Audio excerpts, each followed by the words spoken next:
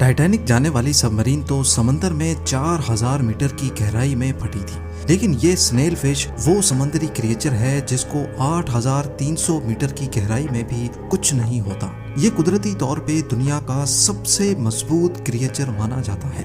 फिर चाहे इसके ऊपर हाथियों का झुंड खड़ा कर दिया जाए, इसके ऊपर से भारी ट्रक्स गुजार दिए जाएं, या फिर हत्ता के एक लोकोमोटिव ही इसके ऊपर क्यों ना खड़ा कर दिया जाए, इसकी बॉडी टस से मस नहीं होगी।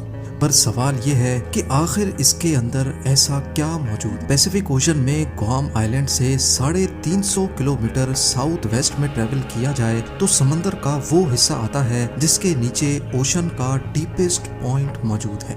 इस पॉइंट को मैरियाना ट्रेंच के नाम से भी याद किया जाता है।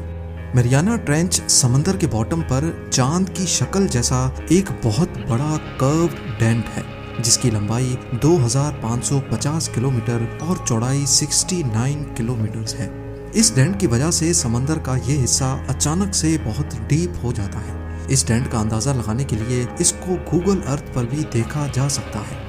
इस ट्रेंच में हमारी दुनिया का सबसे गहरा पॉइंट चैलेंजर डीप समुद्री लहरों से भी 11,033 मीटर या फिर 36,200 फीट नीचे मौजूद है।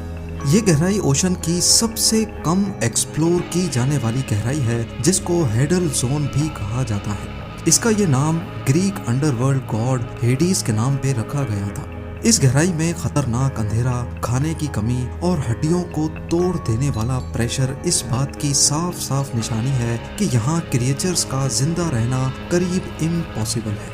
पहले तो ये भी समझा जाता था कि हेडल जोन तक इंसान कभी नहीं जा पाएगा, लेकिन 19वीं सदी में एक वाकया हुआ जिसने इस कॉन्सेप्ट को हमेशा हमेशा के लिए बदल दिया। 1875 में HMS चैलेंजर नामी शिप समंदर में मौजूद थी। इसमें उस वक्त के ओशन एक्सप्लोरर्स ओशन का डीपेस्ट पॉइंट तलाश करने निकले थे। एक जगह पर आकर उन्होंने रस्सी पर वजन लटकाकर उसको समंदर में फेंका। ये नोटिस किया गया कि रस्सी नीचे जाती जा रही है, लेकिन डीपेस्ट पॉइंट अभी तक नहीं आया। ऐसा पहले कभी नहीं हुआ था कि उनकी रस्सी समंदर के बॉटम पर पहुंचने से पहले ही खत्म हो गई हो। इस खबर ने पूरी दुनिया के ओशन एक्सप्लोरर्स को हैरत ज़दा छोड़ दिया। मैरियाना ट्रेंच ओशन का सबसे गहरा पॉइंट था, ये जानना ही सिर्फ काफी नहीं था। यहाँ तक पहुँचने के लिए कई बार कोशिशें की गईं, लेकिन ये गहराई किसी को अपने करीब भी आने नहीं देती थी। चैलेंजर डीप की डिस्कवरी के 85 सालों के बाद 1960 में 2 लोगों ने यहाँ तक जाने की हिम्मत बांधी, जैक पिकार्ड और नेवी लेफ्टिनेंट डॉन वॉल्श। ये कारनामा उन्होंने ट्रिएस्ट नामी सबमर्सिबल में बैठकर अंजाम दिया। उनका ये 5 घंटों का सफर ढेर सारे चैलेंजेस से भरा हुआ था। 5 घंटे सिर्फ जाने के और बकाया 5 घंटे वापस ऊपर आने के। इस गहराई में पानी का प्रेशर सी लेवल से करीब 1000 टाइम्स ज्यादा होता है। उनके सफर के दौरान सबमरीन की खिड़की का शीशा क्रैक हो गया था, जिसकी वजह से चैलेंजर डीप पर वो सिर्फ 20 मिनट ही गुजार पाए और फिर उनको वापस ऊपर आना ही पड़ा। बेशक उन्होंने इस पॉइंट पे सिर्फ थोड़ा सा वक्त ही गुजारा था, लेकिन वहाँ उन्होंने जो देखा उसने साइंटिफिक कम्युनिटी को हिला कर रख दिया। जिंदगी, जी हाँ, समंदर की सतह से 11,000 मीटर नीचे वो जिंदा मछली की एक किस्म देखकर हैरान रह गए। आपको यहाँ बताते चलें कि चैलेंजर डीप इतना गहरा है कि अगर माउंट एवरेस्ट को भी वहाँ रख दिया जाए फिर भी उसकी पीक समंदर की सतह से 2 किलोमीटर अंदर ही होगी। यहाँ पानी का प्रेशर करीब 16,000 psi होता है, यानी सिर्फ 1 स्क्वायर इंच के एरिया पर पड़ने वाला वजन 7,250 kg। खैर वक्त की कमी की वजह से उनको चैलेंजर डीप से फौरन निकलना पड़ा, लेकिन इस ट्रिप ने ओशन एक्सप्लोरर्स और बायोलॉजिस्ट के लिए एक बहुत बड़ी मिस्ट्री खड़ी कर दी। आखिर हेडल जोन में जिंदगी मुमकिन कैसे है, जहाँ ना ऑक्सीजन है ना सूरज की रोशनी।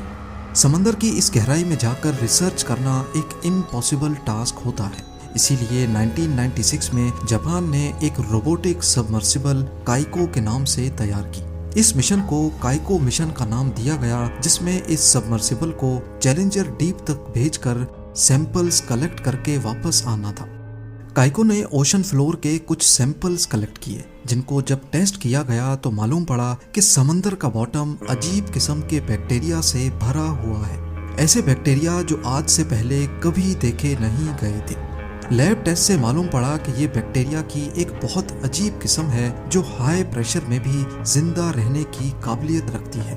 नॉर्मली जमीन पर फोटोसिंथेसिस के जरिए प्लांट्स एनर्जी बनाते हैं, यानी सनलाइट, पानी और कार्बन डाइऑक्साइड के जरिए। लेकिन समंदर की गहराई में जिंदगी का होना अगर पॉसिबल है तो वो इन्हीं बैक्टीरिया की वजह से है। बैक्टीरिया केमिकल प्रोसेस के जरिए कार्बन डाइऑक्साइड और पत्थरों के मिनरल्स को एब्जॉर्ब करके एनर्जी और ऑक्सीजन बनाते हैं। इस प्रोसेस को कीमोसिंथेसिस कहा जाता है। ये नोटिस किया गया कि इन बैक्टीरिया की वजह से बनने वाली एनर्जी समंदर की इस गहराई में मौजूद दूसरे क्रिएचर्स के लिए मेन एनर्जी सोर्स का बायस बनती है। ये एविडेंस इस बात को साबित करने के लिए काफी था कि हेडल जोन में जिंदगी वाकई में मुमकिन है। मरियाना ट्रेंच में हैरत अंगेज तौर पे सबसे गहराई में रहने वाली मछली को भी देखा गया है, जो कि एक स्नेल फिश है। क्योंकि ये हेडल जोन में रहती है, इसी वजह से इसको हेडल स्नेल फिश भी कहा जाता है। 12 इंच तक लंबी और 3 इंच मोटी ये मछली अपने जिस्म पर जितना दबाव बर्दाश्त करती है वो जानकर यकीन करना काफी मुश्किल है। इस मछली की बॉडी का एरिया करीब 25 स्क्वायर इंच होता है और इस गहराई में प्रेशर 16,000 psi है। यानी कैलकुलेशंस के हिसाब से हेडल स्नेल फिश अपनी पूरी बॉडी पर हर वक्त 1,70,000 kg का वजन बर्दाश्त कर रही होती है। जी हाँ, रेफरेंस के लिए आपको बताते चलें कि एक बोइंग 777 का एम्प्टी वेट 1,68,000 kg होता है और एक एवरेज लोकोमोटिव का वजन 1.5 लाख kg। ये किसी चमत्कार से कम नहीं है कि इतनी छोटी सी मछली इतना ज्यादा वजन झेल सकती है। पर इसकी वजह क्या है? बदकिस्मती से ये साइंटिफिक कम्युनिटी को आज तक सही से मालूम नहीं पड़ सका। असल में वहाँ जाकर रिसर्च करना पॉसिबल नहीं है और अगर इस स्नेल फिश को या दूसरे डीप सी क्रिएचर्स को समंदर से निकाल कर लाया जाए तो वो प्रेशर की कमी की वजह से फट जाते हैं। चंद साइंटिफिक रिसर्च से मालूम पड़ा है कि जो मछलियाँ सरफेस पे रहती हैं उनके अंदर एक स्विम ब्लैडर होता है।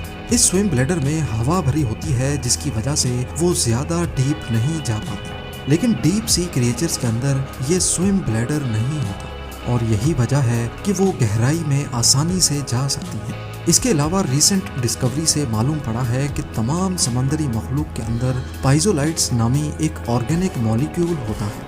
ये मॉलिक्यूल मेम्ब्रेन्स और प्रोटीन को क्रश होने से बचाता है।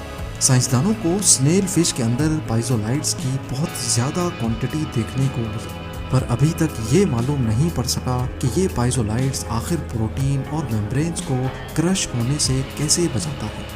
ये तो तब ही मालूम पड़ सकेगा जब कोई ऐसी टेक्नोलॉजी इजाद हो जो चैलेंजर डीप में जाकर जिंदा मछली पर रिसर्च कर